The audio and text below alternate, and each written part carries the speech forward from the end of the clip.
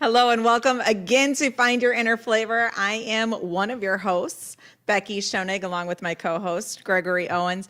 We are the co-owners of SymBowl. We are a healthy lifestyle-focused restaurant in the St. Louis area. We've got 3 locations in Kirkwood, Chesterfield, and in St. Charles, Missouri. And today's sponsor is actually us, SymBowl. So we're going to be talking a lot about what we do ourselves. We're going to do a little rant about ourselves. Really, we're going to take you along on our journey of kind of where the development of this new sauce line is, how we were inspired by it, what we discovered with it as we went down the rabbit hole of how our great American food industry. Yeah, and then you've got a little bit of a rant.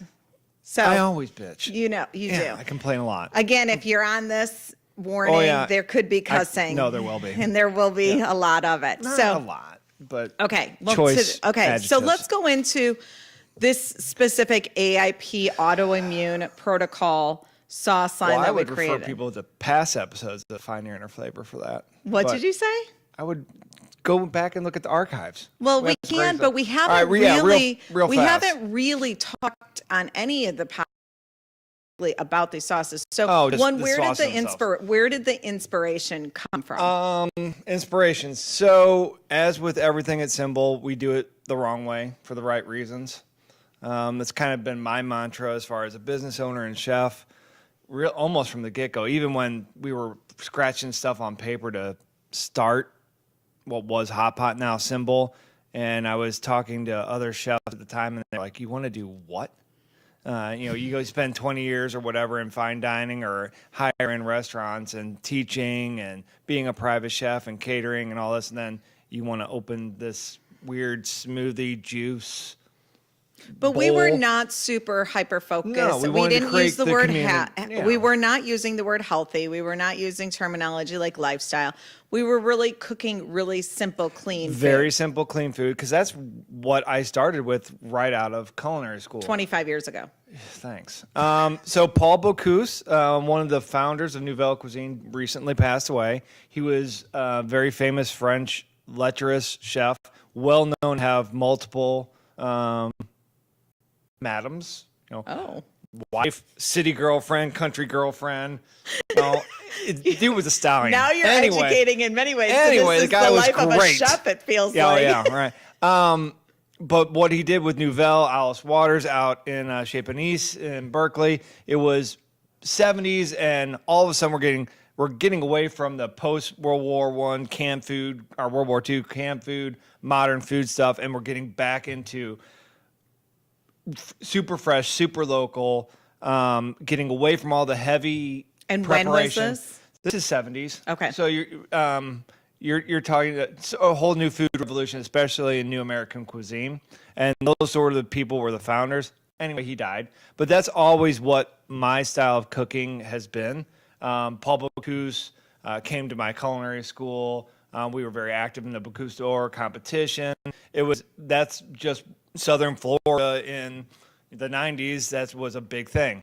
But then I worked for a homeopathic chiropractor who did muscle testing. I need to stay still. Am I fidgeting? I like touching him because he's moving everywhere. Okay, go ahead. Just got done with my coffee. Go ahead. And it was basically respect the food, get great premium product, and use it correctly.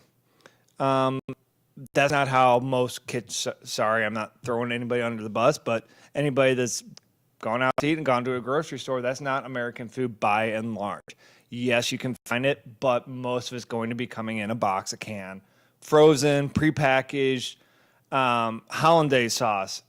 I would say probably most Hollandaise sauce that you buy at a restaurant, unless you're really paying for it, is coming out of a bottle, a can, or jar, or powder. Why is that? So, I mean, is it difficult to make a hollandaise sauce, or why are they? It's easy to fuck up.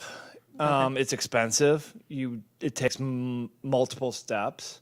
And yeah, you need to know how to do it. So if you have an undertrained workforce and you're trying to find ways to save money, stuff starts getting clipped. So let's start bitching. All right. Anyway, so our sauces and everything we've done. Let's bitch in composed structure, because I don't want you to go into a rant, because I want us to be able to cover a lot of categories. Everything we've done at SymBowl and now with these sauces has been, how can we create sauces that appeal to people, that they're comfortable using, that they want to use, that takes care of a lot of their food allergies, sensitivities, or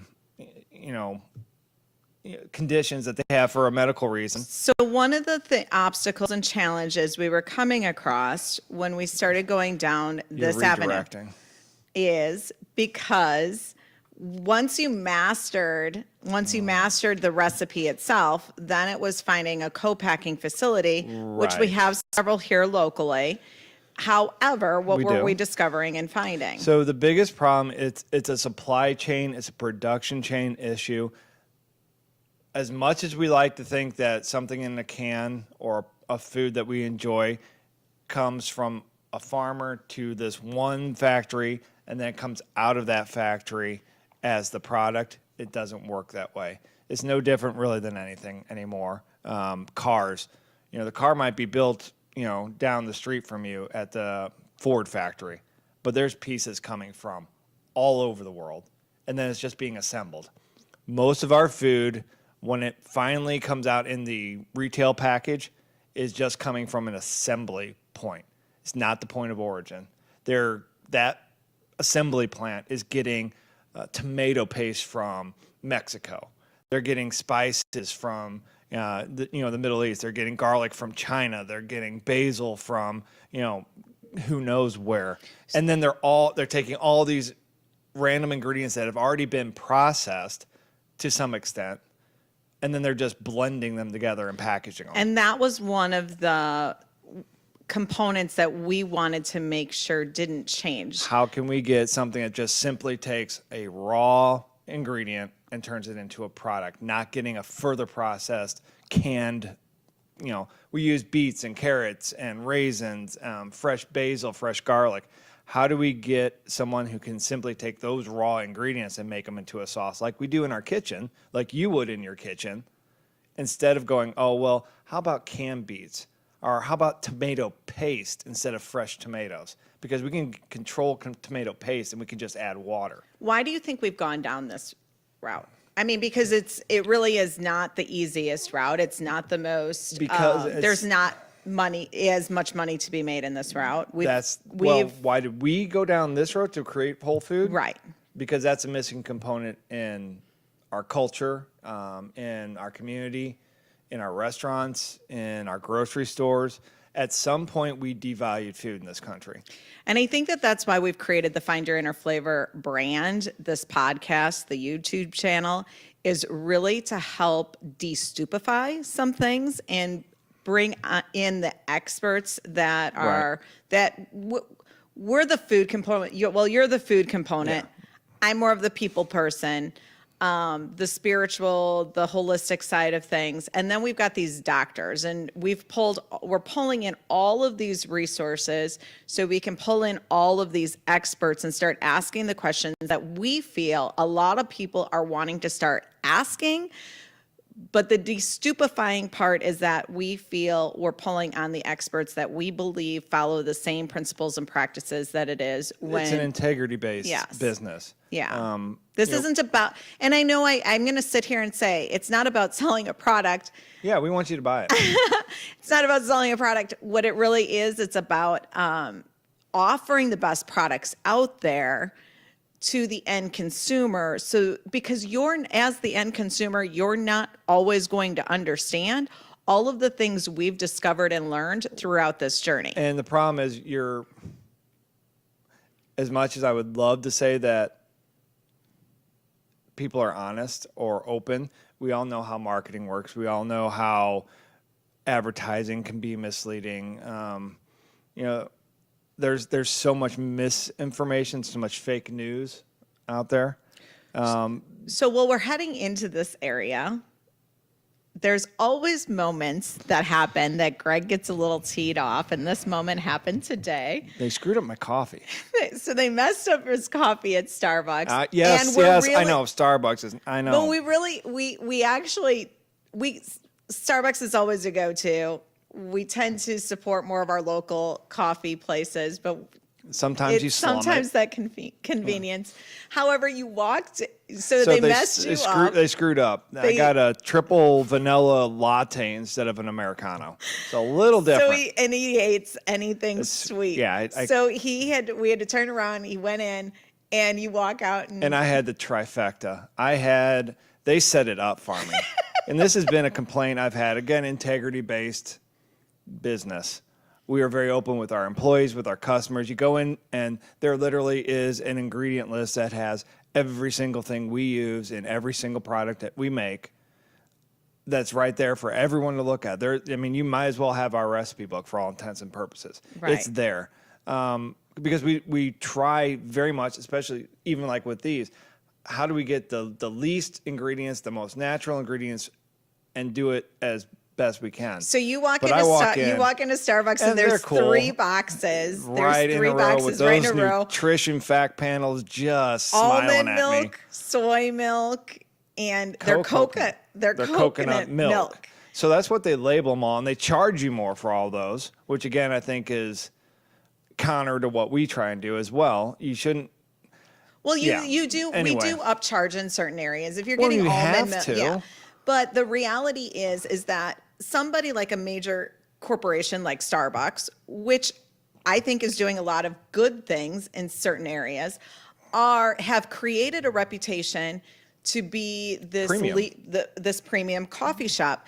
And then when they go to introduce a healthier brand or a healthier milk or a substitute of coconut milk or soy or whatever it is, when you look at what the ingredients are, it's actually doing the customer, it's doing a disservice. I think it's lying. I think that this is where it's not coconut milk. But this is where we get so frustrated and irritated Yeah. with what it is that we do versus what so many other people are buying into, and how the marketing and the sheeple just keep going and going. And they get away with it. So, I mean, the reality is, and there'll be a blog, so look for it. We'll link all this because I don't want to get in all the gritty details now, but essentially you're not getting what you think you're getting. You're getting a lot of sugar. A lot of sugar. And a lot of stabilizers, preservatives, carrageenan, guar gum, xanthan gum, water. I would say, we have our pasta sauce that obviously isn't tomatoes, but you look at a traditional tomato sauce at a grocery store. About 8 out of 10 of them start with tomato paste and water or concentrated tomatoes. We don't even have tomatoes in ours. I know, this is not tomato, but I'm just saying, look at your barbecue sauce, corn syrup, rice syrup. What was it? Concentrated cane juice was my favorite that I saw on a label. Concentrated cane juice, so sugar, syrup. The one we looked up had 4 different types of sugars in the first 6 ingredients.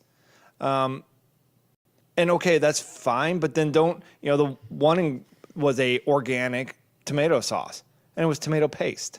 So where's the line between, this is great, this is organic, but it's processed to hell? So we went through this entire thing. I'm wondering, now that you're talking, the question comes to my mind is, we went through this entire area where fast food was out there, and people said it became mandatory. You had to post the calorie count. Well, it is. Of what it is. If you're a big enough operation, you have. But what I'm saying is, when will it get to a point to where you have to post all of the ingredients that are going into anything? They'll hide it. They'll figure out a way to hide it. They'll use a brand name, and then you simply so they'll buy their whatever ingredient that's absolute crap under a brand name. They'll use that brand name as the ingredient, and then it'll kind of hide the fact that there's actually crap in it, because you'll have to go and look at that brand name to find out what's in it to be an ingredient.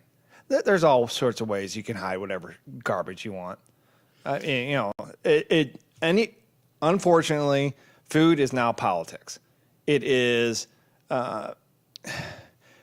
it's situational politics where people are using it for their agenda. GMO, organic, natural,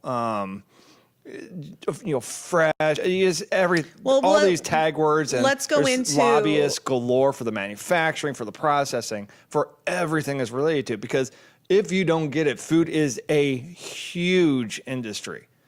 We have 300 million people a little bit more than that in our country alone, all eating 3 meals a day. I mean, just do the 300 million, and then you look at 4 ounces of chicken. If everyone had a 4 ounce, a quarter pounder, or beef, a quarter pounder, you're talking what? 100 million tons of, food, or essentially pretty darn close. You know how many animals and how much industry is tied into one single item per day in this country? It's staggering amount of money. And if you think that there's not bullshit politics and backroom crap going on with that, you are out of your freaking mind. Of course there is. It's greed, it's corruption, yeah. Take a breath. Take a deep breath. And the problem is because we allow ourselves to be an uninformed consumer, like uninformed voter, uninformed everything. We just listen to, oh, look at my Facebook. Oh, I shouldn't have this, or I need to eat more of this. Well, let's go into the topic of organic. We've gone down this spiel quite a few times. But let's just in a really brief thing, because one of the things that you will identify with, and it's used all the time, that SymBowl is organic, it's this, it's that. Got tagged we that. really do not use the term organic. I think that we have 2 or 3 items that are certified. Yeah. And for those who are listening, I'd use the air quotes on that. And the reason we do not use that word in what it is that we do is because we work and support the local farmers whenever we possibly can. Buttonwood Farms is a huge component of our family. Mofu tofu.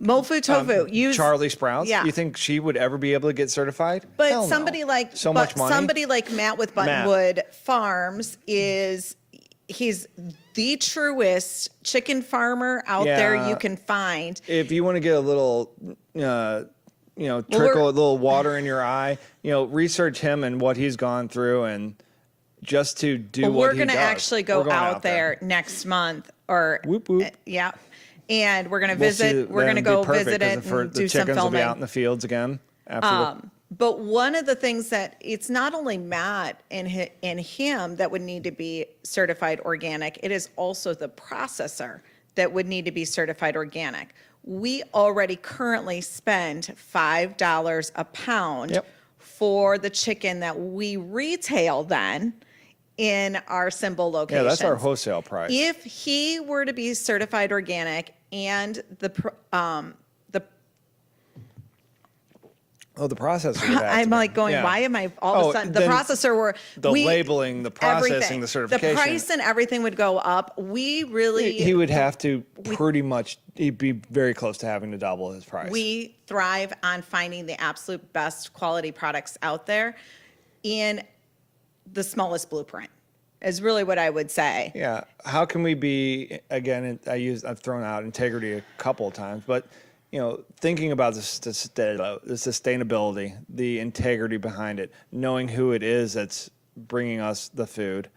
And we have to make sacrifices just like everyone else, but it's making the best possible choices. So let's circle back around to these products, because we wound up going through this journey of talking to all of these co-packing facilities, and it'd be interesting when we'd find somebody and they go, oh, I've got a friend that works at such and such facility. The answer is no. They don't do what we do.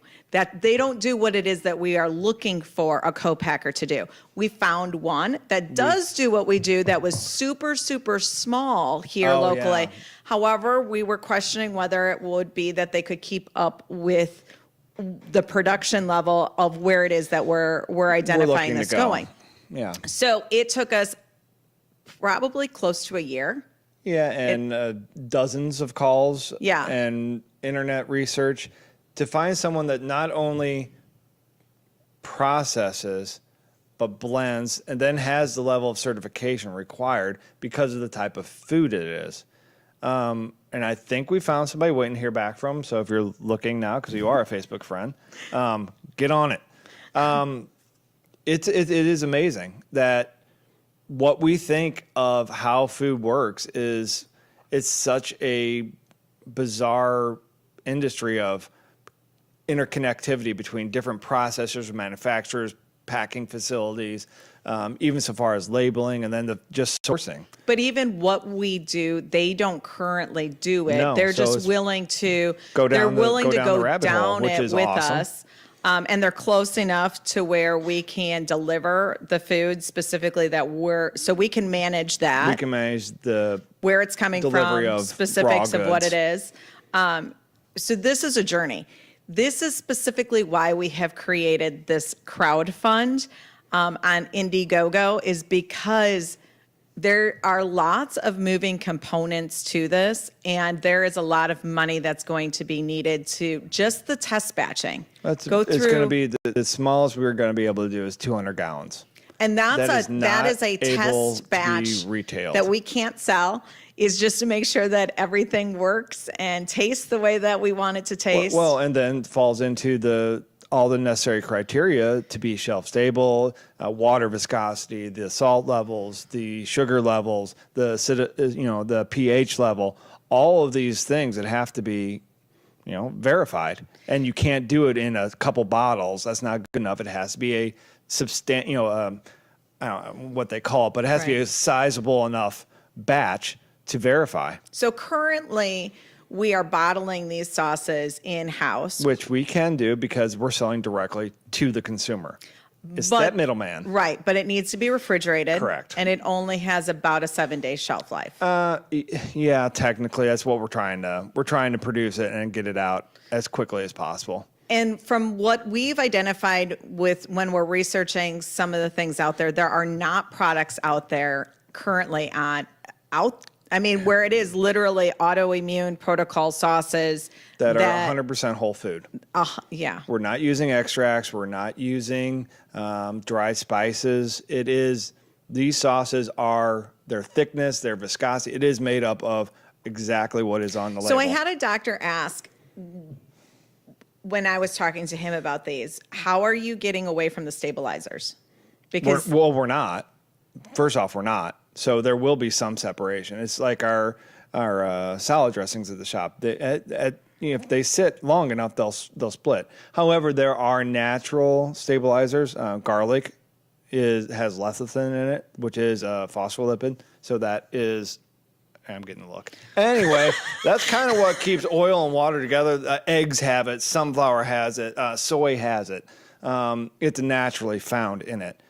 We all need phospholipids, so it's not a bad thing. You actually need them because that's what helps transfer your fat-soluble vitamins and minerals through your watery blood.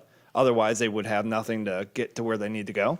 But those are naturally found in food. So it's like we're using kind of food ingredients that also naturally work as stabilizers. Well, they also naturally work the way your body works.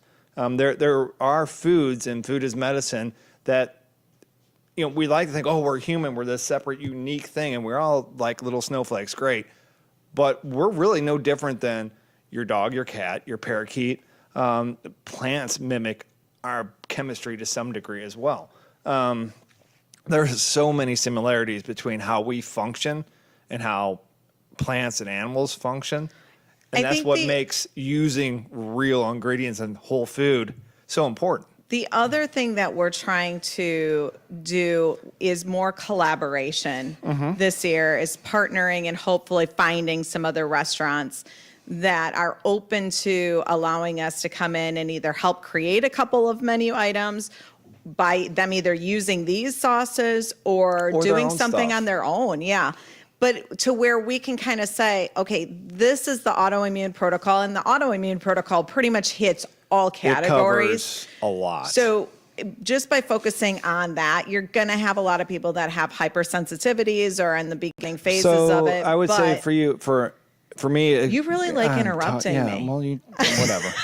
I'm like sitting here. Have I talked half the amount of time he has in this? I was going to say. They screwed up my coffee. Wow. Go ahead. Yes, the mic is yours. Thanks. I totally lost my you suck. as a chef, as a restaurant person, and even as a consumer, especially this day and age, if an operation doesn't have or some good options for people, they're really doing a disservice to their customers. And it doesn't have to be hard. There are things to do, but we're fortunate that we lived this for pushing 7 years now. So we do know what we're talking about. Well, we know what we're talking about because we've had you know what you're talking about because you've been doing this for over 25 years. You love digging me on that one, don't you? I like to say we know what we're talking about because we've had so many of the conversations with the customers who have helped educate us or lead us to the experts that have helped educate us even more and more.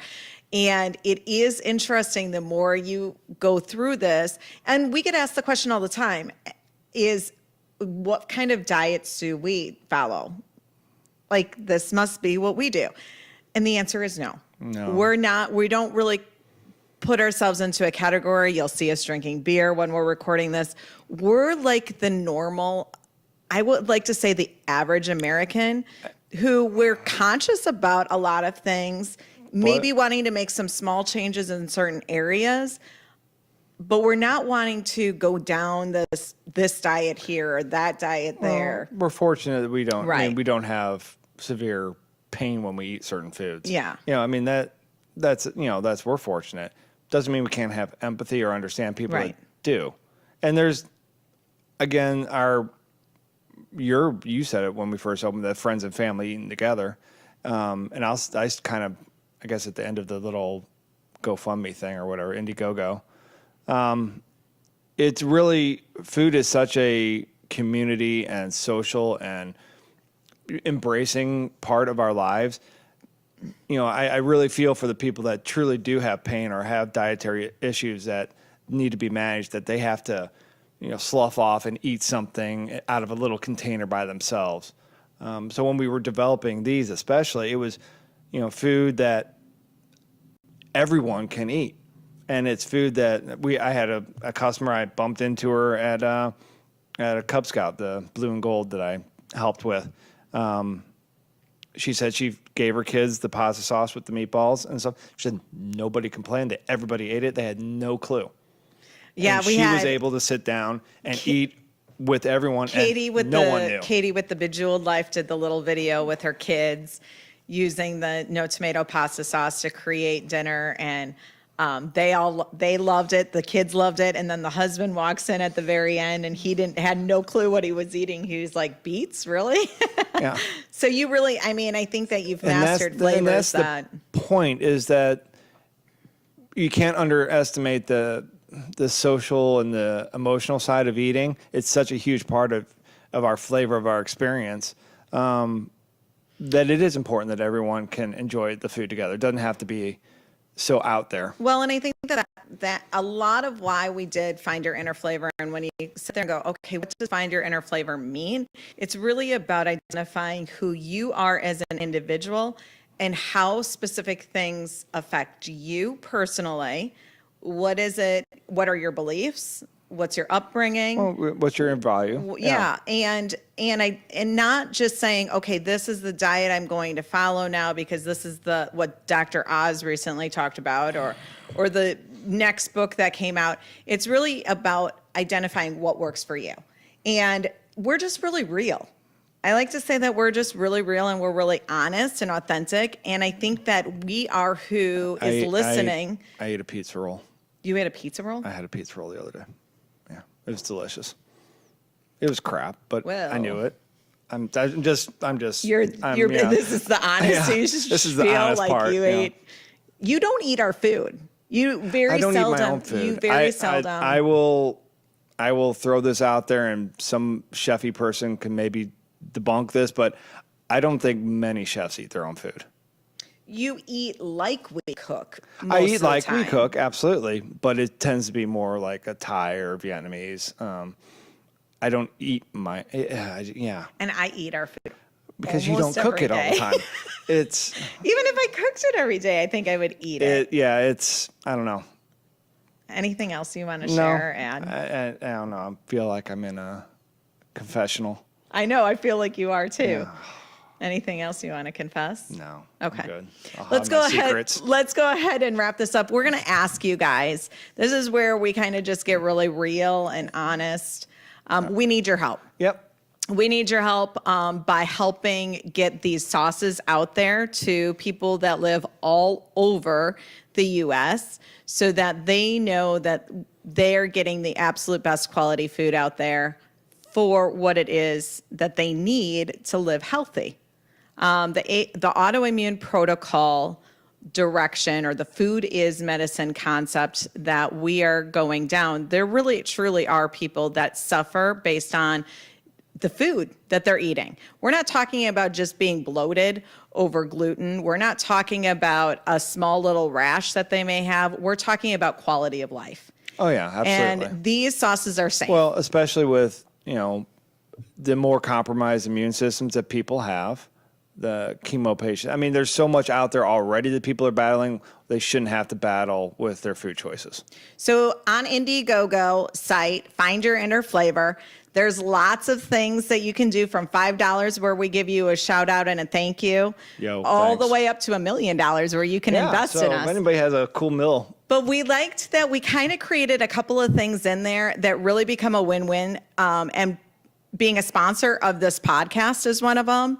We'll also do a Facebook Live interview where we will record that as well, and you can upload that wherever it is. So you don't have to be local here to support what it is that we're doing. We've got some dinners on there that you can sponsor and be a part of one of our dinners. We've got some other events that we're planning here at the Gaslight. Our, what is this month? February. It's March. March 18th is going to be the networking, connecting, and social Instagram event that we're going to create here at the Gaslight. We're going to do our next recording. We're going to bring food in. We're going to stream it all live and hopefully bring in a lot of the community that's local here wanting to connect and support something in this arena. So I'm going to take a moment and just thank the Gaslight for creating a space for us to come and do these events. Matt with Media Outlaws for always being the man behind the camera. He was on time today. He was on time and nobody else was. So, and I'm going to go ahead and say thank you to these people that also have already contributed on the Indiegogo Fund: Mikkel and Jim Rush, David Deck, Lacey Counts, Wesley Hoffman, Laura Feltus, and Mary Kay Sheets. Those are our leading supporters, and we hope you join that list as well. This is Becky and Greg from SymBowl, and we will see you the next time. Cheers.